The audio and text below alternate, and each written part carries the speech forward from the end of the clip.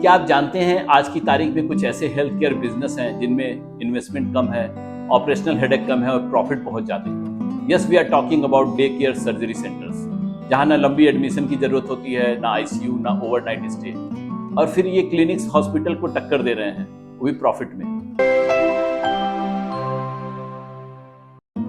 आज मेडिकर्स पे हम डिकोड करेंगे कि डे केयर सर्जरी मॉडल कैसे काम करता है।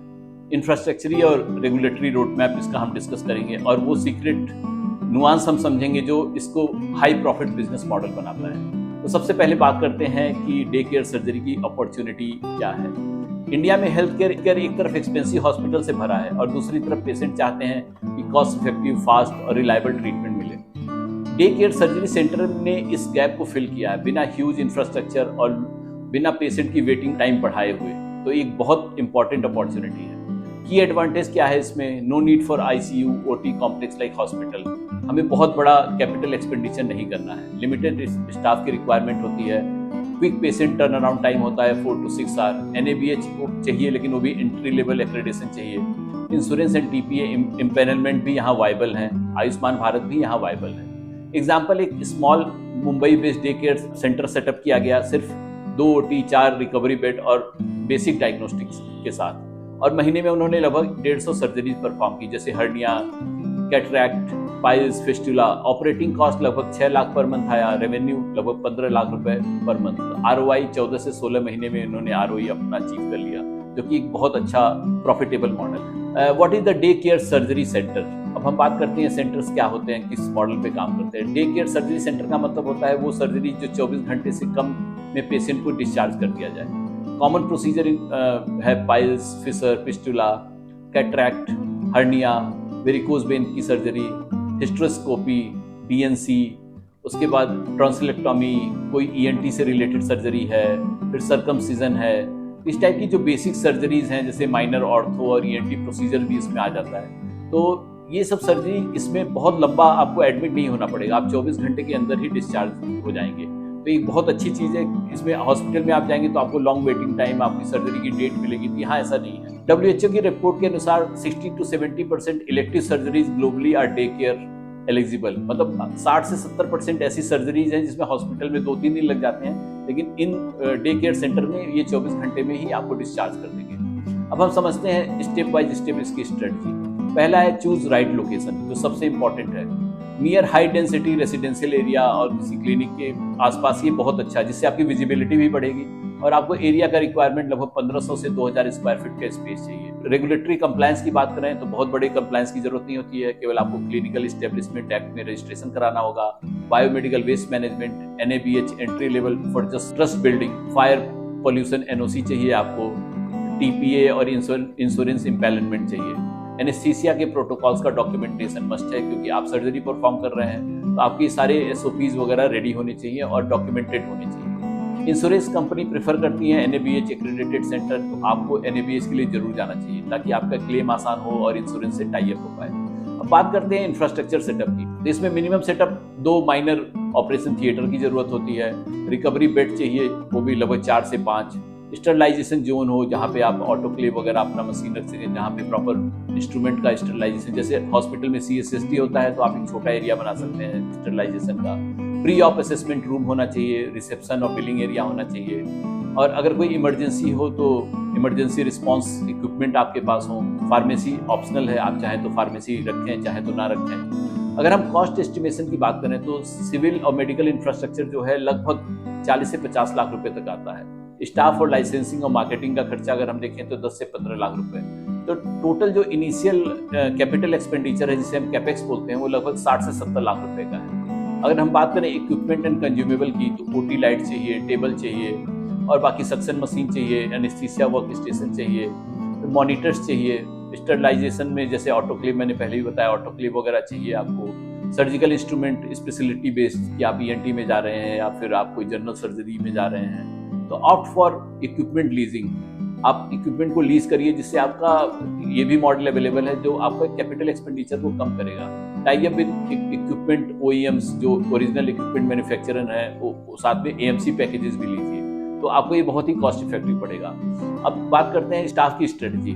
सर्जन चाहिए स्पेशलिटी बेस्ड, जैसे general surgeon, ENT, urology, anaesthetist चाहिए, आप उसको ऑन कॉल भी रख सकते हैं, 2 नर्सिंग स्टाफ चाहिए, एक ओटी टेक्नीशियन चाहिए, और बाकी फ्रंट ऑफिस के लिए एक रिसेप्शनिस्ट बिलिंग वाला चाहिए, साथ में एक मार्केटिंग एग्जीक्यूटिव चाहिए जो आपके डिजिटल मार्केटिंग हैंडल को, साथ में रेफरल्स को भी देख सके। अब एक एग्जांपल लेंगे, एक Delhi based piles laser centre ने 3 स्टाफ से शुरुआत की और साल में लगभग 1.2 करोड़ का रेवेन्यू टच किया। तो ये बहुत अच्छा सस्टेनेबल मॉडल इसने प्रूव किया, और साथ में ये लॉन्ग टर्म है, ताकि इन्होंने, जैसे आप बात करेंगे प्रिस्टीन वगैरह जो सेंटर्स हैं, उन्होंने कैसे एक्सपेंड किया, वो इसी मॉडल पे एक्सटेंड किए, प्रिस्टीन केयर। अब इनकम स्ट्रीम की बात करें तो कैश पेशेंट्स आएंगे आपके पास, इंश्योरेंस रिइंबर्समेंट होगा, इंश्योरेंस के भी पेशेंट्स आएंगे, टीपीए इम्पैनलमेंट में मैक्स, बुपा, स्टार और बहुत सारे टाइप्स आप कर सकते हैं, कॉर्पोरेट टाइप्स कर सकते हैं हेल्थ चेकअप, सर्जरी के लिए। तो प्राइसिंग, अगर हम प्राइसिंग की बात करें तो अगर लेजर पाइल सर्जरी करा रहे हैं तो 35,000 रुपीज इसका कॉस्ट होता है अमूमन, इंक्लूडिंग कंज्यूमेबल्स। हर्निया का 55,000, कैटरेक्ट का लगभग 20,000 रुपए, सर्कमसिजन का 10 से 12,000 रुपए। तो मंथली एस्टिमेट जो है आपका, अगर आप 100 सर्जरीज कर रहे हैं और एवरेज आप 30,000 रुपए सबसे ले रहे हैं, तो लगभग आपका रेवेन्यू 30 लाख रुपए के आसपास होगा। और आपकी ऑपरेटिंग कॉस्ट, जैसे हमने पहले कैलकुलेट किया, वो लगभग 10 लाख से 12 लाख रुपए की होगी। तो आपका नेट प्रॉफिट जो होगा सारे कॉस्ट को निकाल के 18 से 20 लाख रुपए होगा बिफोर टैक्सेस। अब हम बात करते हैं सीक्रेट इंग्रेडिएंट फॉर सक्सेस। पहला, आप फोकस सर्विस मिक्स रखिए, start with 2-3 volume high margin procedures. ऐसा नहीं कि आपने सब कुछ स्टार्ट कर दिया एक साथ ही, आप अपने की स्पेशलिटी, आपका की स्ट्रेंथ है, उसको फोकस करिए। डॉक्टर से नेटवर्क बढ़ाइए, रेफरेंसिंग डॉक्टर्स है, पार्ट टाइम है या फुल टाइम रखना है, रेवेन्यू शेयर जैसे 30-70 का शेयर रेवेन्यू में आप कर सकते हैं। फिर local SEO plus online booking, जैसे गूगल माई बिजनेस पे आपकी लिस्टिंग होनी चाहिए, प्रैक्टो, लिबरेट पे प्रेजेंस होना चाहिए, जो आपको 60% ऑर्गेनिक वॉक-इन्स देंगे। पेशेंट रिव्यू एंड रेफरेंस पे बहुत काम करिए, क्योंकि आपका इसी से एक लॉयल्टी बिल्ड होगी और ट्रस्ट बिल्ड होगा, और आपके पेशेंट वर्ड ऑफ माउथ से आपके पास बहुत सारे पेशेंट्स आएंगे और साथ में आपको फुटफॉल बढ़ेगा। इन हाउस काउंसलर जरूर रखिए फॉर इंश्योरेंस, ईएमआई ऑप्शंस, जो आपके पेशेंट को हर चीज़ एक अच्छा सा फाइनेंशियल काउंसलिंग करके दे, जिससे और ट्रस्ट बढ़े और आपके पास पेशेंट श्योर शॉट रिटेन हो और आप उसकी सर्जरी कर पाएं। अब मिस्टेक्स हमें क्या क्या अवॉइड करनी है? Try to offer every surgery, focus the niche. हर सर्जरी को आप ऑफर न करिए, जो आपकी कोर स्पेशलिटी है उसको आप ऑफर करिए। ऐसा नहीं पेशेंट आया और आप उसको सब कुछ एक साथ ऑफर करने लगे, जिससे ट्रस्ट टूटता है। इग्नोरिंग इन्फेक्शन कंट्रोल, वो भी आपको एक प्रॉब्लमेटिक देगा, क्योंकि हॉस्पिटल बॉर्न इन्फेक्शन होगा तो पेशेंट परेशान होगा और वो आपके पास नहीं आएगा। तो इन सब चीज़ों पे आप काम करिए, क्योंकि डिजिटल मार्केटिंग पे भी आपको काम करना है, क्योंकि ये कम